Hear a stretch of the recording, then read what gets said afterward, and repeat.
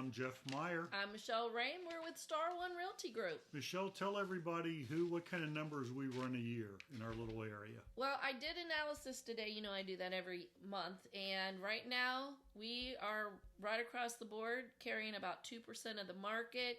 And if all works the way it should be, we should close about 150. We're at 128 right now. We have about 20 under contract, so we should be right about 150 if it all rings true. We're one of the number one, we're not the number one realtor in the county. We're in the top 1% of realtors in the county. We sell about 150 houses a year, as Michele just said. So we're in the market. We're involved with the market. We list and sell our own properties. We're in it. We don't have a team of 50 or 60 people. Nope. It's Michele and I. So everything that we're going to talk about today is what's happening in our life, in our world, plus in the country itself. Right. So let's go ahead and get started. This is a weekly update. If you watched last week's, it was really short.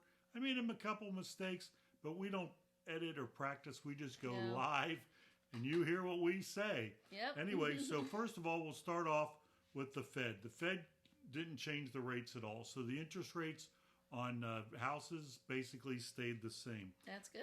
The big news, and everybody's probably heard about this, is Zillow decided to pull out of the real estate business of buying and flipping houses. We've been talking about this for years. Why in the world would a national company like Zillow buy and sell houses? How can you buy a house for retail, put $10,000 or $15,000 into it, and then sell it and expect to make money? I don't know. They started their buy and flipping. I don't know if they were doing rentals, but yeah, they were just buying and flipping. In December of 2019. And Jeff and I have always done a lot of advertising with Zillow. And right before then, months leading up to that, they were having a contest on who could come up with the best formula for their Zestimate. Do you remember that? Yes. And like it was for people, like us in the business, but you had to, do this whole project and everything. And who really knew why they were doing it? But now they know they were taking what we knew so they could basically try to come into the market and steal our business somewhat. Yeah, that's exactly right. Or a part of it, they did. But, a lot of people did benefit from it. We just listed a house right around the corner. The neighbor, they bought their house for retail and lost $20,000 on it. Yep, and the house that Bruce sold not too long ago, they just closed on it, and Zillow bought both his house and his dad's house, and then they bought a house together. And he was talking to Bruce yesterday and said, if we wouldn't have closed last week, they would have probably canceled it because they were done. So, but anyway, now they're back into doing what they do. We used selling to be, us leads. Yep, we used to be Zillow Premier agents. Right now, they have 7,000 houses on the market in the whole country. And last quarter, they lost $380 million. Now imagine that. $380 million. So they're going to lose at least that much this quarter. I just don't understand how somebody could buy a house for retail and then expect to sell it for more when the market.